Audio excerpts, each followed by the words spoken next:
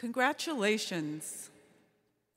All of you students, former students, now have something I ain't got, as Brutus used to say, comparing himself to Popeye in the old cartoons.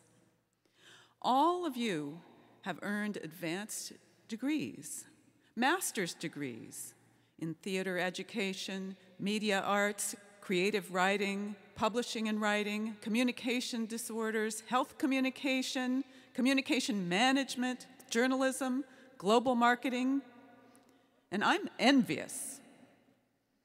That's right. You might have noticed that among the kind things said about me by President Pelton or published in the program, there's not one word about an MA or an MFA or a PhD. And it's actually kind of embarrassing to be standing here in front of you considering that. In fact, every May at commencement, when we faculty members at Emerson put on our academic regalia and gather for the processional, I feel like hiding in my plain black gown and mortarboard and the hood I just happen to have by luck because Harvard, where I got my BA, thinks anyone who graduates from the college ought to have a little something extra to wear.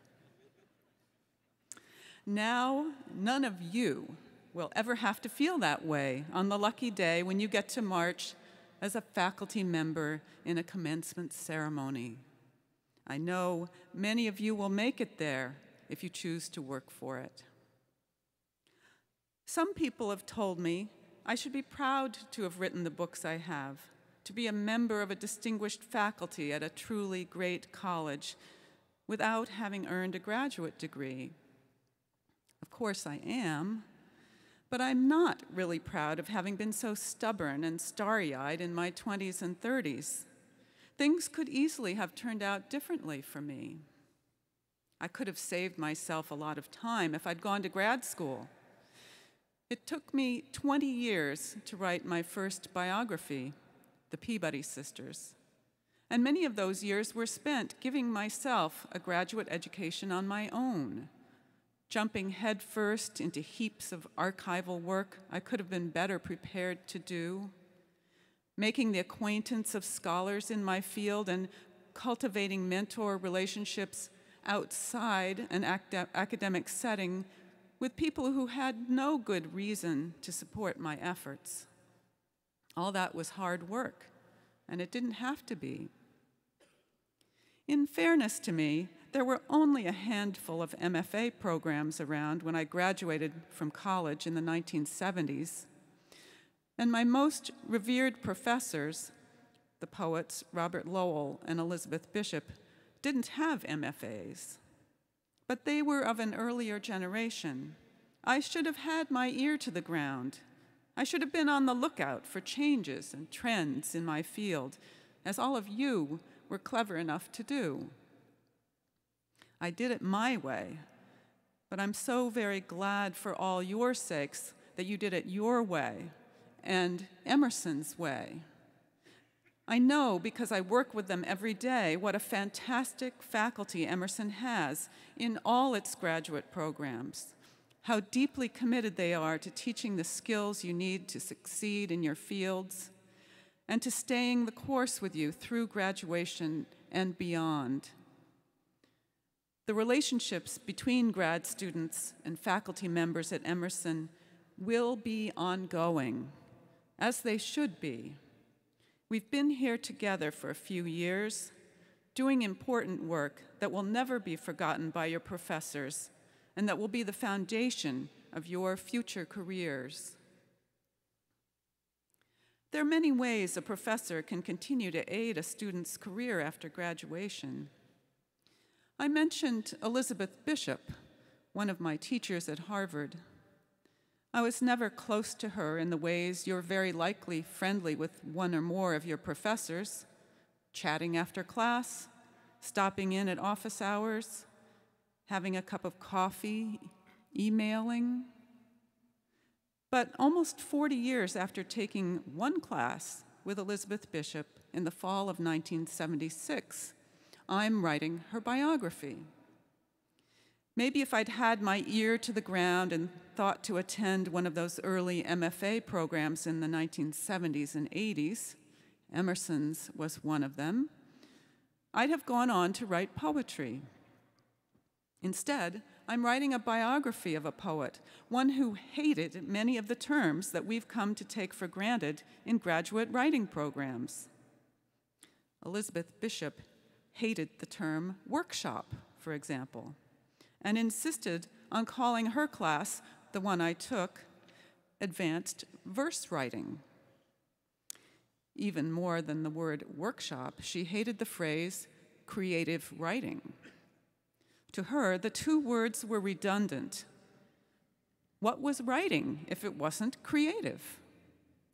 All writing, unless it was plagiarized, had to be dreamed up, imagined, created. I think she even hated the word creative. Create to her was a verb, never an adjective. One of the pleasures of researching and writing a biography is communing with the spirits of your subjects while reading their letters and diaries. I wasn't a friend of Elizabeth Bishop. She was not my mentor then, but now she can be.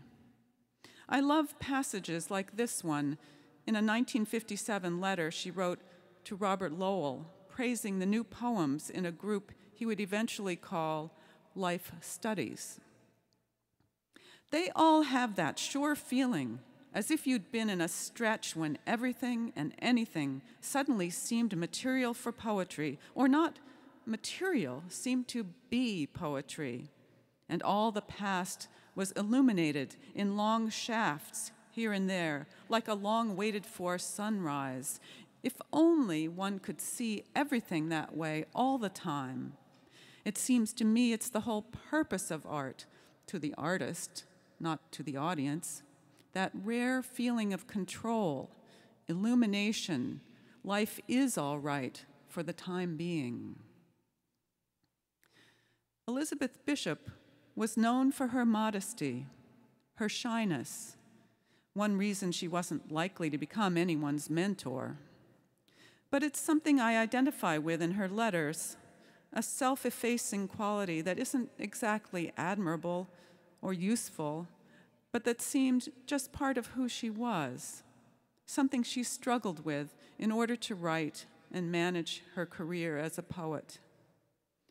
In that same letter, she tells Lowell that she's only felt that wonderful everything is poetry feeling herself for very short stretches once in a long while, but that when she reads his poems, such an extended display of imagination as this, I feel it for you.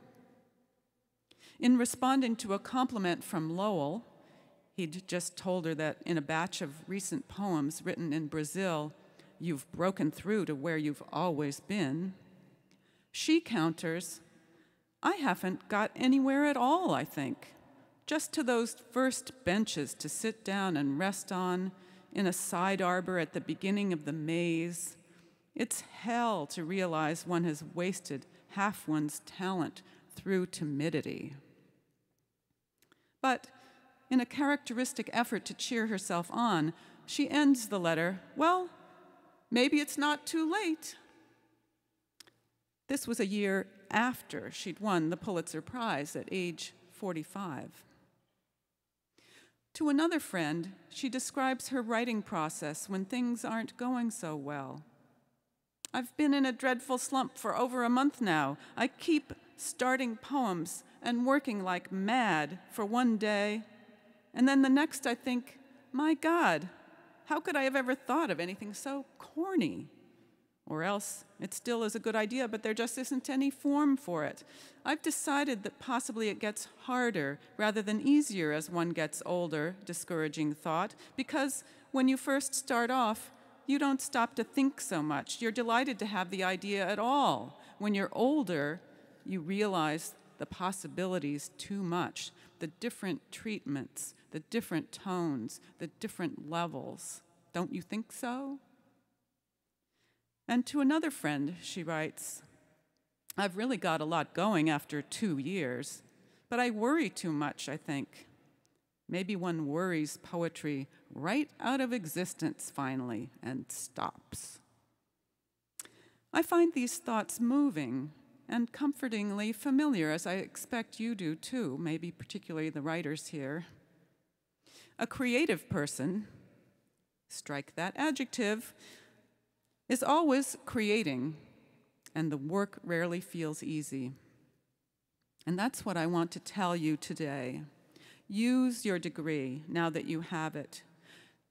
Use your hard-won advantage. Let it give you the confidence that you have not just the credential, but the capability to move ahead. Stay in touch with classmates and faculty.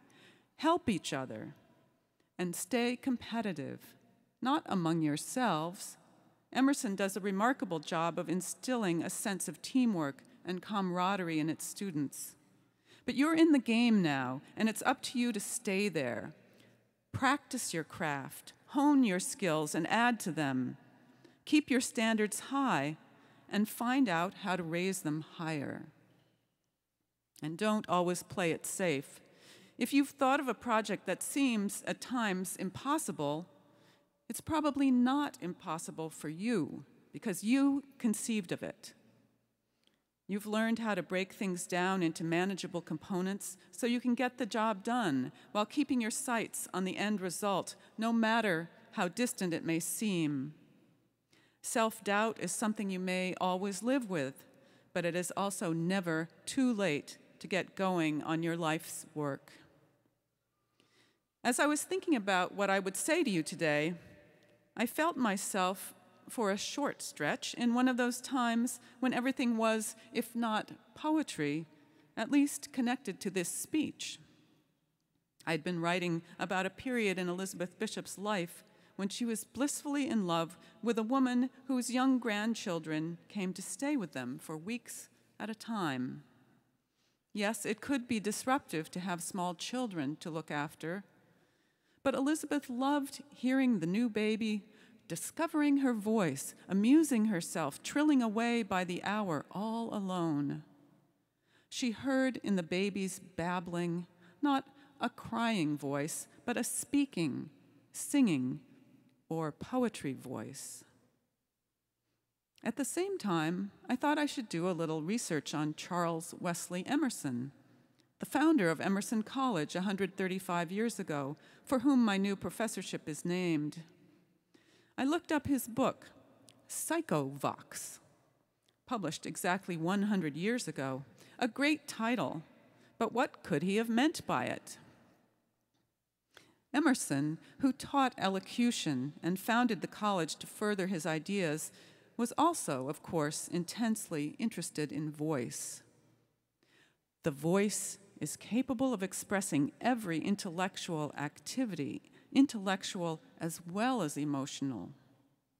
One of nature's laws, he wrote, is expression. What is inmost shall be outermost. He was describing what that little baby was trying to do, was actually practicing, as Elizabeth Bishop noticed, devoting stretches of the day to trying it out, producing long trills, loud or soft, and repeated bird-like cries, obviously with pleasure, learning to make what is inmost outermost.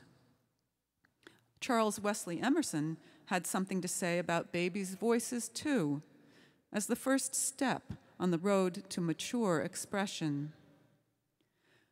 The voice of a baby has little mind in it. It reports little more than physical sensations. Yet, as the mind continues to develop, one power after another manifests itself in the voice until we hear thought, affection, and choice speaking in unmistakable tones. Your hard-earned master's degree is one more power. Let it manifest itself in all you do from now on, so that we hear your voices, your thoughts, your affections, your choices speaking in your own unmistakable tones for a long time to come. Thank you.